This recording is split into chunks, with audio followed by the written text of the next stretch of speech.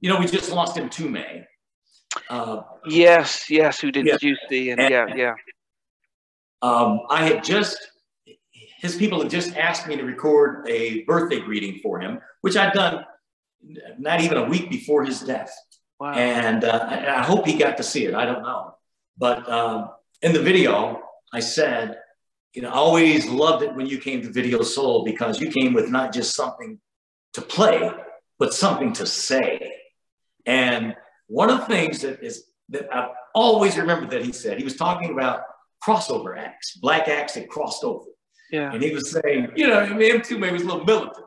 He said, man, you know, you can cross over, but at some point, you're going to need to cross back.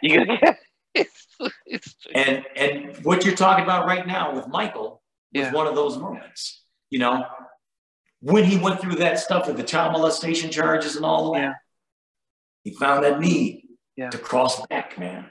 Cross back to people who have been with you your whole life, who truly, you know, like I said earlier, man, who are not merely on safari. Yeah. They live there. Yeah. You know, and so I was thinking about that just recently because of Mtume's death, man. And that's, to me, that's that moment. The need to cross back to the people who got that genuine love for. And I'm not saying that white folks don't have love for him too. I'm not saying that at all. Yeah. But he needed that base then. Yeah, and which is key, and it's and as I said, when you said you knew him when he was 14, and I don't think at that point you'd think that he'd be the greatest entertainer who would sell over 500 million records, and you can go to any country in the world, you know, there's no artist or actor or celebrity who is globally known in Africa to China to anywhere. You know, even my kids who are still 10 and 5 would say Michael Jackson, even if he's long gone, and stuff. So, but just on him, because we've just been celebrating him on our channel for the past week. But when he was that young, could you see there was something in him, or did it catch you by surprise when he became the biggest person? Well, by the time I met him, I mean, it was year 2 of the Jackson 5. So that explosion had already gone off. That explosion was immediate. I mean, I want you back. I mean, their career was just like that song starts. You know, it's just on you. Wow. Their career was just on you that fast. You know, and then to back it up with ABC, The Love You Save, I'll Be, or whatever that order was. Yeah. I mean, it was really kind of like the Beatles. And I want to hold your hand, you know, where you got like 6 or 8 of the top 10 singles in the country or something like that. It was so immediate. So, yeah, by the time I met him, I mean, he was already the Jackson 5. I mean, you know, but Michael was very unique in this way to me. I've always thought this, that he's the only artist I know that got to ride the tidal wave twice. Wow. Twice. You know, the Beatles were a tidal wave, but it's still a tidal wave. That's the one wave. It's the Rolling Stones, James, whoever you want to talk about. Yeah. But Michael, it was the Jackson 5, then it faded some, then it came back as Michael. And the second tidal wave was 3 times as big as the first. Wow. I mean, it was just amazing what that guy accomplished, man. I had just nothing but love and respect. Never had him on Video Soul. Never in it. 2 people, him and Prince. Never had them. But know them. You know, I've been to Michael's house and hung out in the Neverland Ranch and all that stuff, man. Yeah. When he would come to town, I'd go see him. We'd hang out, you know, backstage before the show and stuff. But it just never happened for whatever reason. Well, early on with Prince, because Prince wouldn't do interviews. Yeah. You know, for many years, it was only one interview that Prince did, and it was him interviewing himself. Just different. But, you know, but Michael, man, I was just so proud of him and what he accomplished, man, and just the most wonderful family. You know, me and Janet have been close for many years. His sisters, brothers, his mother, just one of the sweetest people on the face of this earth, who reminds me so much of my mom. Wow. They're both about the same age, 92, something like that. You talk about your kids. For me, it's my grandkids. Yeah. They know Michael at 3, 4 years old. They know his music. I go over there, man, and they like, Granny, and they'll go behind a curtain and change and put in, you know, I bought them all Michael Jackson t-shirts and stuff. They put on a t-shirt, they come out with a hat, and they all like, they come out and they jump. Boom! They're trying to do that, because I showed them the video of his entrance, because I was playing jam for them one day. Okay. And don't just play the song, show it to them from Budapest or Bucharest. Yeah. So they'll do that. It goes, boom, there's Dan. Oh, goodness. But it's so cool to me to have. I remember thinking this when he died, thinking this about his mom, that how rough a time that had to be, obviously. But the solace was in knowing that your child touched the world like this. Yeah. Every nook and cranny of this earth. Yeah. And to see to this day how your kids, my grandkids, love this man. You know, another interview that you did was, who doesn't do interviews anymore, Sade. Do you remember that? Do I? It's such a weird interview, because, you know, it was her first interview in America. Wow. Yep, her first interview in America was with me on Video Soul. And if you look at it, I'm sitting there, I got that tam on. And you're doing the French, was that the French one? Or was it the... Right. Yeah. That's why I said it's so strange. Why are you doing this French thing? But it shows you where we were. I didn't know anything. It was all, that's across the border. England, London, Rome, France, I don't know. Oh, goodness. Yeah. But she was so sweet, man. What a sweetheart. Love that woman. Went to see her many years later in Atlanta. She was performing. And I went there specifically for that reason, just to see her. Yeah. And, you know, she was so welcoming backstage, and, you know, just, she remembered. I mean, I guess, you know, it's your first interview in the States. Yeah. It's a big deal, you know. But, yeah, what an artist. I mean, if you talk about an artist that will perform as long as she wants, man. Yeah. She just had that cool vibe to her. Yeah. You know, I mean, so sexy. Somebody that's very close to her is Anita Baker. I mean, what are your thoughts about it, Miss Baker? Well, Anita's my home girl. Okay. Yeah, Anita's from Detroit, so that's okay. Yeah, and Anita used to listen to me on the radio. As a matter of fact, she told me she used to come to my love bug picnics when she was a little girl.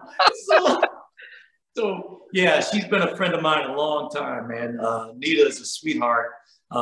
Me and my wife, for a number of years, we had a house down in Florida. And so we would go down there during the winter and spend some time. And Anita and her husband, they're now divorced, Walter, came down and spent a week with us once. And I got to tell you that to hear that voice, she's always singing. And to hear that voice up close around your house, you know, just walking around in pajamas, just whatever, just singing, man. It's like, wow. You know, it's almost like an athlete who always says when they get to the pros, they're amazed at the speed of the game. Yeah. You know, I've been around a lot of people who think they could sing. Yeah. When you're around a real singer, you know, Johnny Gill came down there and spent some time with us. Same thing, man. Just like, wow, that's different level. It's just different level, man. Yeah. Yeah. A sweetheart. Well, that's no, and we're happy. We saw the news that she's been able to get a master's back from Warner Brothers, and yes, and we're looking forward to, she said, hopefully new music and stuff for us, the fans. Yeah, I hope so too, man. She's a very talented woman, obviously. And I hope she dragged me on stage one night here in DC in front of 10,000 people or whatever it is, and she's doing Caught Up in the Rapture. Okay, so she brings me on stage. to sing that song with her. And so she goes, "Ah, caught up in the rapture of love." And then she gives the mic to me. I'm like, "Ah." Why do you let me sing the hook? Yeah. I was so embarrassed. So I kind of faded to the back, man, next to the bass player, paid a little fake bass, air bass, you know, trying to be cool still. But so when we get through backstage, she says, "I was so embarrassed. I was so ashamed of you. You're my homeboy. How could you not know the lyrics?" She said, "I did it in London just a few weeks ago, brought George Michael on stage. He sung the whole thing." I said, "Well, baby, two things. He's a singer and a writer." Yeah. I ain't neither. I thought you were. You couldn't remember the lyrics. I struggle with that. I don't hear lyrics. I just hear where a song is, the vibe overall. I mean, you know, I shouldn't say I don't hear lyrics. I don't hear lyrics like I would like to. Yeah. Like musician friends of mine, I know right away. They can hear everything in it. But then I also do know musicians that don't hear lyrics as well. But, you know, so Prince told me, we hung out one night, man. Wow, this is another one of your homeboys in this story. Wow, what a great story too. I did Video Soul, had David Bowie on as a guest. And so after the show, we were talking and David was telling me he was going to Minneapolis to perform that Friday. This was a Wednesday. And I said, "Well, I'm going to Minneapolis." I was doing a Video Soul special. It was the reunion of The Time. Oh, Morris Day and Time, yeah. And so he said, "Well, why don't you come to the show?" I said, "Man, I'll be there. I would love to." So I called my boy, Sugar Ray Leonard. As you do. That's my boy, Ray's like best friend, man. And Ray, you know, lives around the corner from, or did. He doesn't anymore. He's in LA. But he went with me to Minneapolis for this.